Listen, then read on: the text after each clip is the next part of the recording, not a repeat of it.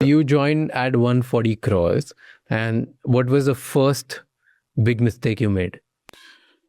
I made a lot of mistakes Give me because the was first big one. first mistake was, I was not able to really articulate what I want in the business because my knowledge in business was not that great. When I talked to my father or the technical team, I used to get irritated because, either they were saying wrong or I was saying wrong. I don't know. We were missing somewhere.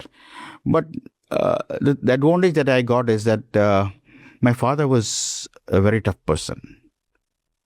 Today, if I look back, I would say that was a great advantage for me because he was a tough master for me. And he used to, after the factory, he used, when I come home, I used to stay with him actually before my marriage. He used to ask, what happened today? Just explain me all the details. So I used to explain. So I make mistakes. He said, then why are you going there? He just said, if you're going there, you should learn everything A to Z. So I said, Dad, this is pretty tough. I said, just give me some more time to learn perfectly.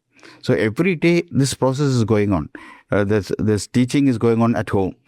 So one day I was, that age, you get age of 23 and you get frustrated, when you want to do something else, but you get automatically you get frustrated. For that case, anybody at that age, you'll get frustrated. Agreed. You finish, you are tough at the workplace and then come home and then again having this kind of questions, again it becomes more tougher. So I said, Dad, it's very tough for me to work with you. Openly I told him. And he said, that night and I sleep and then next day morning, as usual, at that time, our office time was 7 o'clock in the morning till 6 o'clock in the evening. So afternoon we come for lunch and then 6 o'clock we finish. And myself and Dad goes to play shuttle badminton. So when you go together also, you will ask me, how was the pepper you got? How much of ginger we bought this day? All this, he just mixed me up with when you go for a game, you should be very sharp in thinking about how to play that day, not thinking about the business. So wherever he is with me, he started asking about business. In 1985, he told me, and I got married in 1985 actually. Okay. So, and my wife's name is Minnie. And when I got married, he said, gave me an opportunity to go to Australia for marketing. So I went all the way to Australia, and then it was a big eye opener for me. For the first time, I'm going for marketing. So I went there and I stayed with my friend's house, and it was so difficult to understand the slang. Did I, or totally different slang, Australians. So. First day when the customer, when Mike is supposed to be our agent, he came in and picked me up from the place. Then he gave me, hey, how are you going today, Jacob? I said, come on, this will be a difficult task for me to go and to speak with these guys. And we can speak in normal English, but not with the slang. Yeah. So. Next day morning, I came in the evening and I told my friend, can you spare your son, 6-year-old son, to me for this night, just to speak and understand the slangs. That night I spoke with him at least till 12 o'clock in the night. So to understand that accent, that slang. The slang that were they using. I got bit. Next day morning when he came, I was better than the previous year. Okay. So it was a learning for me actually. So that's how I started, and I traveled all over Australia, and I came back and I made Bronson Jacobs, a company in Australia. I made them as our agent, and that trip I made, if my memory is correct, I made about 3 million worth business with them.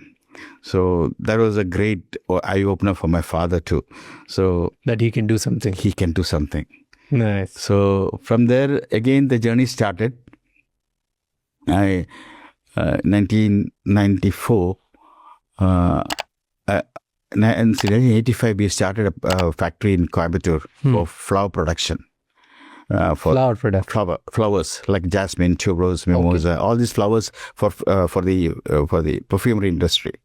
Oh, so the essential oils or the extracts? The extracts, Okay. not the essential oils, extracts. So we were in joint venture with a company called Cal Pfizer. The Pfizer company was making medicine. They were into this perfumery business also in Nice. Okay. So the Pfizer team has joined hands with the Chanel group. Chanel. Yeah, Okay. Chanel and we were selling directly to Cal Pfizer, and Cal Pfizer in turn was selling into Chanel. So all the perfume extracts that you were making were getting used by Chanel. No, not Chanel alone. A lot of other companies too. So How did you get this opportunity? In 1985. 1985. In 1985, you got an opportunity to make perfumes extracts for Chanel. That's a big thing.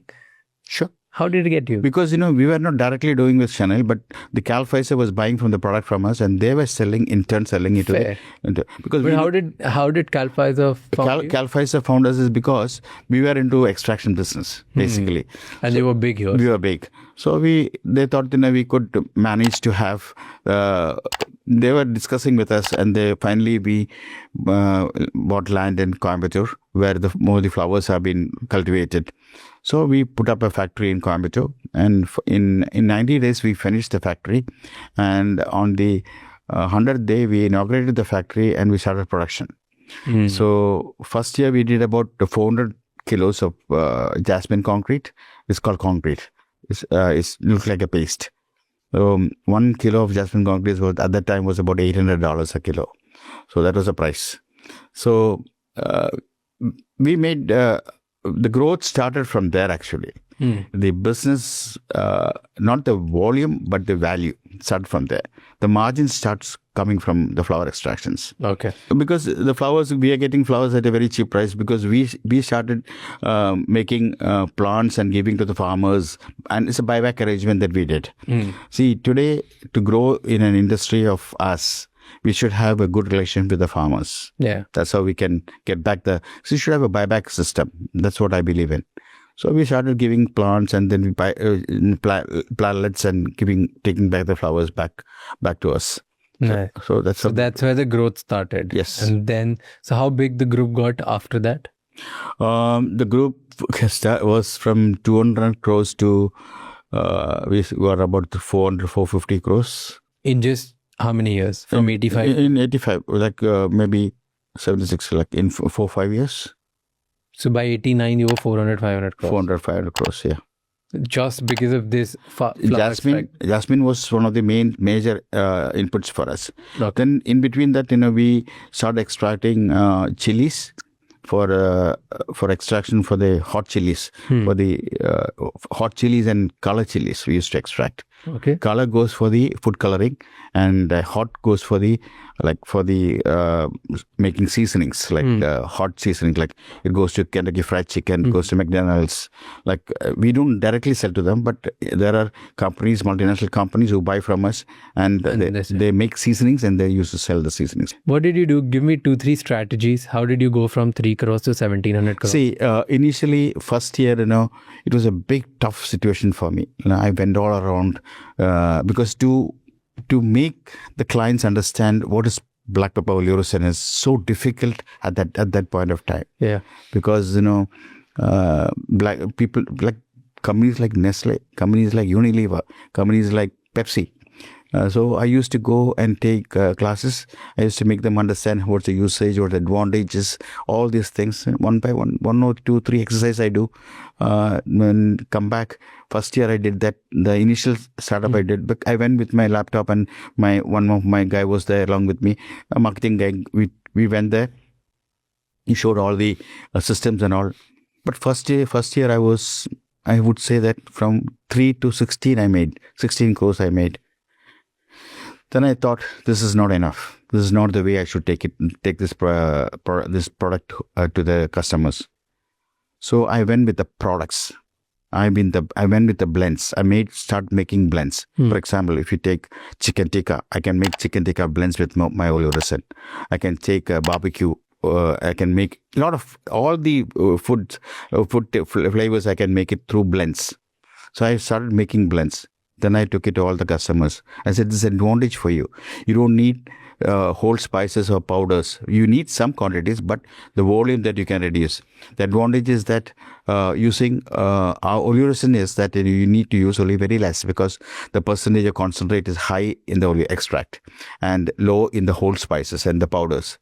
So I could convince them in that manner. So second year, from 16 to 35. Third year, I went from 35 to 45. Fifth year, I was 75.